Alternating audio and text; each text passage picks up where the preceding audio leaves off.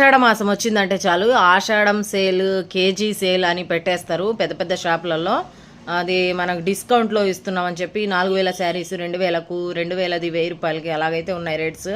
First నేను RS బ్రదర్స్కి అయితే వెళ్ళాను. ఇది వచ్చేసి ఆర్ఎస్ బ్రదర్స్. నేను ఇక్కడ ఈ శారీ వచ్చేసి 5000 అంట చూశాను, కానీ అది మరి చెమ్కీలు ఊరకనే ఊడిపోతున్నాయి. అదైతే తీసుకోలేదు. ఈ శారీస్ కొత్తగా అయితే వచ్చాయి మోడల్స్. ఇప్పుడు బెనారస్ మీద వర్క్ అయితే వచ్చింది. క్లాత్ స్మూత్గానే ఉంది, కానీ ఊడిపోతున్నాయి చెమ్కీలు.